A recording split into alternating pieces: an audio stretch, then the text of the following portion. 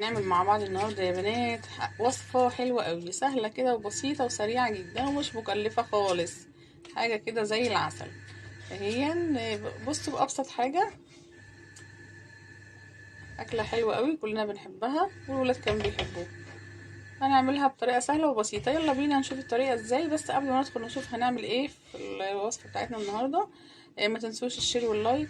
وحبايب قلبي الاول مرة زورين النهارده ما تنسوش يعملوا لايك للفيديو ويعملوا كومنت حلو، بحب الكومنتات جدا، وشيروا الفيديو على قد ما تقدروا عشان الفيديو يروح لكل اصحابكم وحبايبكم. يلا بينا نشوف هنعمل احلى وصفة النهاردة واسهل وصفة. يلا بينا. عليكم ورحمة الله وبركاته. احنا النهاردة هنعمل كبد وبطاطس. هوبا بس يا جوجو لا تقع. احنا عندنا بقى ايه شويه كبد وقوانص كده وهنعملهم. انا حطيت بس اول حاجه القوانص بتاعتي، خد معلقتين 2 زيت بالظبط وحطيت القوانص عليها بس كده، ما عملتش اي حاجه. هي تنشف من ميتها بقى كده، ونحاول نسوي القوانص شويه قبل نحط عليها الكبده. فلفل، نحطش فلفل عليها. معلقتين لا 2 مش فلفل. هنحط حاجه عليها دلوقتي غير بس الفلفل ورشه ملح لحد ما ايه نبدا نسويها لحد عشان الملح ما يقعش. حطينا طبعا الملح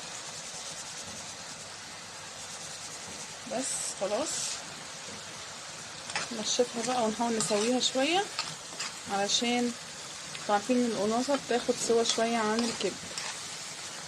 تمام، مش هنحط لها اي حاجه دلوقتي بقى خالص، لما عايزين نحطه غير لما ايه نديها سوا شويه. حط بقى بعد ما تنشف بس الميه دي، حط كوبايه ميه واحده بس تستوي بيها. تمام، هنعمل بقى ايه نص كوبايه الميه بتاعتنا دي نشفت اهي، ودي حبتين حبهان وقتين لورا ونص كوبايه الميه. تاخد كام غلوه فيهم كده الاول وبعدين نشوف ايه هنكمل ازاي مع بعض ونحط الكبده ازاي. تمام كده، بس كده لحد ما تنشف من الميه دي تكون ايه بقت نص سوا كده ان شاء الله يعني.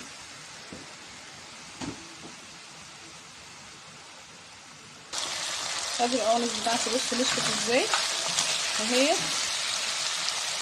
هبدا بقى انزل بالكبده. طبعا الحاجه بتاعتنا مغسوله ومصفيه من الميه بتاعتها وزي الفل. ماشي، زي ما احنا عارفين الكبده والقوانص بتتغسل ازاي يا جماعه، اهم حاجه فيها نظافتها. لازم زي ما انتم شايفين كده بصوا زي الفل اهي. ماشي، تقليبه بقى كام تقليبه كده مش كتير. جيب معلقه دي عشان ما تقطعهاش.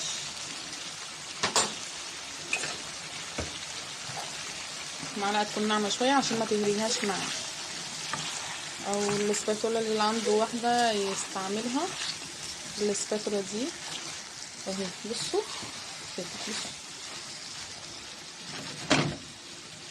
الطريقه يا جماعه بتبقى زي العسل، وهي كمان بتبقى اكلها جميل والله يعني. زي ما شايفين كده. عندي بقى بصلايه مقطعاها تقطيعه كبيره كده. تمام، تقطيعه كبيره كده زي ما انتم شايفين. بصوا اهي البصلايه بتاعتي تقطيعتها كبيره كده. اقلب بس تقليبه كمان كده عشان تنشف خالص كده اهو من الميه بتاعتي.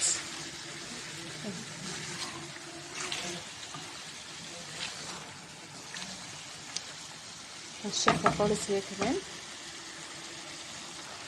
كبده كمان لونها اتغير هي كلها وبقت حلوه. بدات اهي ننزل بشويه البصل بتوعنا بقى كده عليها. بصوا بقى انا بحب البصل بتاعها قوي، بيبقى طعمه حلو جدا. وهي تستوي كلها البصل بالكبد والقوانص كله هيستوي كده منه فيه بقى. مش هنحط اي ميه ولا اي حاجه خالص يعني، مش هنحط اي سوائل تاني. انا عندي بقى شويه فلفل بس مقطعين كده برده نحطهم كمان. انا عندي بس ايه كده 5 فصوص توم اهم نحطهم. 5 فصوص توم. 5 فصوص اللي ما عندوش مجمد ممكن يحطها كده عادي. 5 فصوص برده. 5 فصوص كله كده كده. ما عندوش مش مجمد، مش شرط يعني مجمد. مش شرط مجمد احنا بس عشان احنا عندنا مجمد. ايه اللي جاب مجمد وسايب هنا يا جنى؟ في ايه يا جنى؟ معرفش. انت لازم تقولي اي حاجه وخلاص. عشان الناس ما تفتكرش ان هو لازم يعمل. الناس مش فاكره، الناس عارفه. احنا عندنا مرقة دجاجة او كسرها.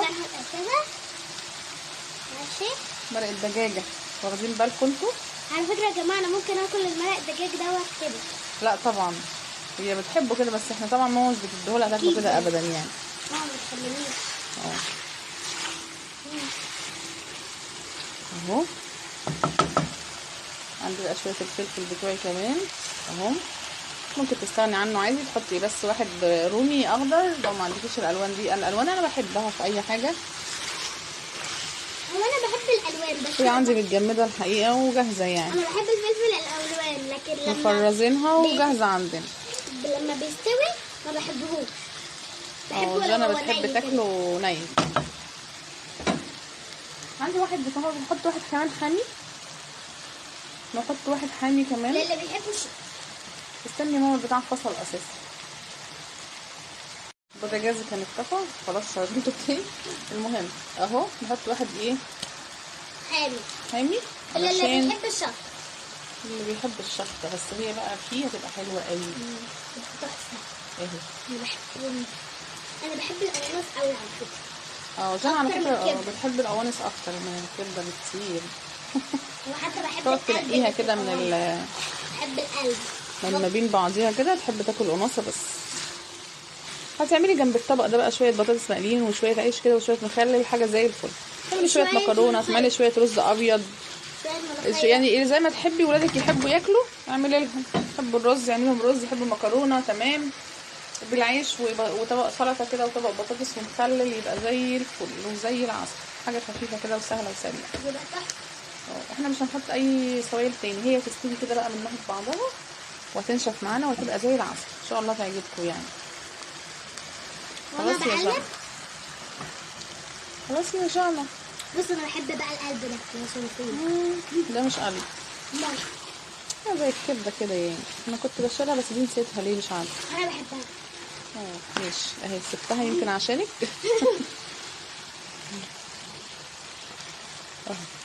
كتير ماما بتنسى تشيلها وانا باكلها. صح؟ كتير حقيقة، بس يمكن اكون بسيبها برضه عشانك يعني. نظبط الملح بتاعنا. هي الحقيقة عايزة شوية ملح كمان. نظبط لها بقى ملحها. نحط حبة ملح حلوين كده. مش بس يا جوجي كده كفاية. ان شاء الله كده تبقى كويسة يعني. اي حاجة يا مامي بتعمليها حتى لو حاجة ابقى بجيبها. شكرا يا جان. انا هطلع بست بيت شاطرة عشان بقى واقف مع ماما في الاكل وتعمل الاكل. ان شاء الله يا حبيبتي تبقي ست بيت ايه زي العسل. وهاكل كل يوم ولادي عندهم. خلاص كده هنسيبها بقى تنشف مع نفسها كده. وبعد ما تنشف كده وتستوي الطبق بتاعنا هنجيلكم. هوريهولكم. استنونا. ما تروحوش في حتة. دي الكبد والقوانص بتاعتي. شايفين الطبق بتاعنا قد ايه جميل وشكلها شهية وتفتح النفس بجد بجد. حاجة كده من الاخر يعني اهو. والطريقة سهلة وبسيطة ويا رب ان شاء الله تكون عند حسن ظنكم. ما خدناش اي وقت فيها خالص، وزي ما قلت لكم اكله بسيطه وسهله. هنعمل شويه مكرونه هتبقى معاها زي الفل، شويه رز برضو زي الفل، هنعمل شويه سلطه وطبق بطاطس وشويه مخلل بصوا، وهنمشي الدنيا بالعيش. حاجه كده تبقى برضو زي العسل. الف هنا وشفا يا رب للي هياكلوها، ويا رب اكون عند حسن ظنكم دايما. واشوفكم ان شاء الله في فيديو جديد، والسلام عليكم ورحمه الله وبركاته.